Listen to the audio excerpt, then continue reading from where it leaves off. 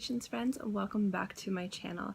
Today I'm going to talk to you guys about my top 5 fragrances in my collection. Some of these are holy grail fragrances, some of these are fragrances that I absolutely love. It perfectly encompass how I always want to smell. That's Gigi.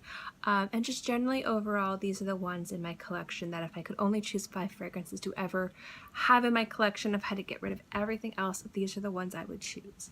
So if you'd like to know the top 5 fragrances in my collection, then keep watching.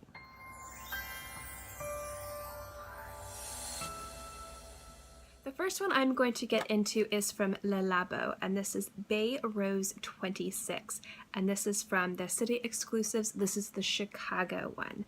Now the reason why this one made it to this list is this is one of the rose fragrances, because I really love rose fragrances that just, to me, as soon as I smell it, I don't want to smell anything else ever again. I will go through days or weeks, or I think even one time it was a month where I wore nothing but this straight, just because of how amazing it smells. It's a beautiful mix of pepper and rose and wood and sweet and a little bit sour and acidic and green and bitter and soft and hard. Just a beautiful, beautiful fragrance. And the reason why this is on this list is because this is one of the fragrances that I don't think I could ever not want to smell like, and I don't think I could ever not want to have this in my collection. Next up is the newest one to this list, and one of the newer ones to my collection.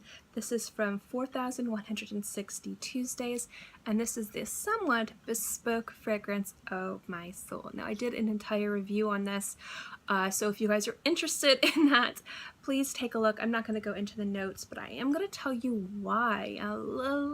Kind of regurgitate the reasons why this fragrance so immediately, and I mean immediately, made it to my top 5. There is something about this fragrance, aside from the beautiful and really fun way that this fragrance came to be from a fantastic, wonderful Facebook group. It's an Indiegogo project I backed. I bought this. I bought it blind. This is my first time supporting a project like that. My first time with 4160 Tuesdays fragrance. The entire experience was really fantastic to me.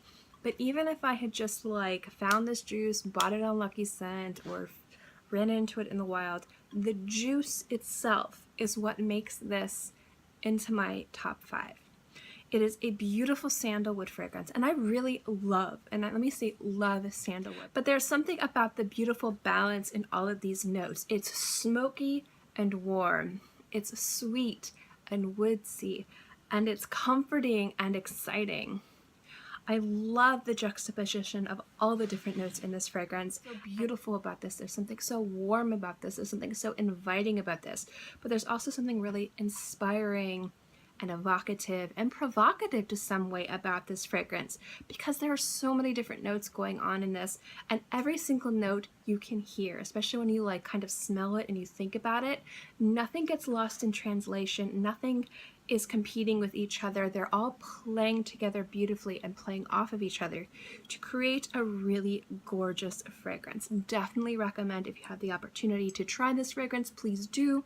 I do know they will be taking pre-orders for it at Lucky Scent, so a lot of people will finally be able to try this fragrance. But because of how this smells, and because this is literally how I want things to smell all the time, this blew through all my other fragrances to make it to my top 5. Next up is the fragrance that, if I could only wear one fragrance for the rest of my life, not naturally smell like, but a fragrance, like a perfume. How would I want to be perfumed? How would I want to smell? Which one fits just about any occasion and just about every desire that I have for wanting to smell like? And I always mention this. It would be from Armani Prive Rose d'Arabie. This is such a beautiful, luscious, rose, woody, just gorgeous fragrance. There's a reason why a lot of people flock to this. It's absolutely stunning. This has been part of my collection for a little bit. I've always loved this fragrance. This is one of, not the one, but one of the first fragrances from Armani Prive that really just kind of drew me in and won me over to that entire line. And if you guys are wondering, this is my favorite private line from any designer house. Number 2 would be Les Exclusifs from Chanel. But the Armani Prive line, there's something about that line that really just resonates with me, and I really, really love and admire. And part of that has to do with the beauty of Rose d'Arabie. Now, I think you guys would be rather shocked if this one didn't make it to my list. This is the only one in my collection for top 5 that is a holy grail. Now, you guys might wonder, why aren't all of these holy grails? Because with the top 5, it's not just about a perfect perfume. It has to kind of work with how I want to smell, how excited does it make me. And for me, holy grail is a perfect perfume, a perfection in a liquid form. And sometimes some of those holy grail fragrances I don't want to smell like all the time. And I might like to experience from afar on other people, but maybe not want to wear. These are fragrances I would be very upset if I never was able to wear again in my life. And again, if I had to get rid of my entire collection, these are the 5 I wouldn't get rid of. I would fight tooth and nail to keep these. So that's why this holy grail fragrance is on this list, and it's Sycamore from the Chanel Les Exclusifs, the Eau de Toilette formulation, not the Eau de Parfum. I do not like the Eau de Parfum. I've worn it, and I've come to the conclusion that if you wear it on your skin and it stays on your skin for, let's say, like after it's dried down for a bit, maybe a few hours, that you kind of get this. So if I was never able to get the Eau de Toilette, I could get the Eau de Parfum and at least get this scent again, but I would have to wait so many different hours, like 2 to 3 or 4 hours for it to develop into this. And for me, that's just like, I would try to hunt down a bottle for this and pay double, triple the price for this, because there's no reason. There's no reason. But you guys, this is so beautiful. Vetiver is a note that I search for in fragrances. When I see it in the notes list, I always want it to be pronounced. There's something about that note that just, it's one of those notes that it can go different ways. It can be kind of earthy and wet, it can be smoky and dry, or it can be kind of grassy and somewhat moist. I know a lot of people don't like the word moist, I'm sorry, but it's just one of those notes that can really wear different hats and be beautiful and perfect in any of those situations. What I love about Sycamore is that it wears all of those hats. You've got the beautiful grassiness of it, you've got the deep earthy smokiness of it, and then you've got that beautiful wet earthy, like just freshness of it. It's a beautiful, beautiful fragrance, and it's just one of the best vetiver fragrances on the market. So good. So good. If you guys like vetiver, definitely try and track this down in the Eau de Toilette formulation. What I didn't like so much of the Eau de Parfum is that it's so one-dimensional. It doesn't smell good at all until it's dried down on your skin, and it doesn't have any of the complexity and beauty that the Eau de Toilette has. So I absolutely love this one. Holy grail status. I could talk about this one for hours, but I already did a long video on it, so I will link that below. But this is the only holy grail fragrance that I would want to wear all the time, and would be very sad if I was never able to wear this fragrance again. So, so good. Love it so much. And certainly not least is from the house of Maison Francis Kurkjdjian, and it's Aqua Universalis Forte. Now, I did an entire story time where I was talking about my Maison Francis Kurkjdjian collection, and it's grown considerably since then. But if you guys want a more in-depth reason as to why this is part of my list, this is the one that I wore on my wedding day. I spent more time worrying about what I was going to smell like than anything else. I actually had ordered a dress. It came the wrong size, completely wrong dress.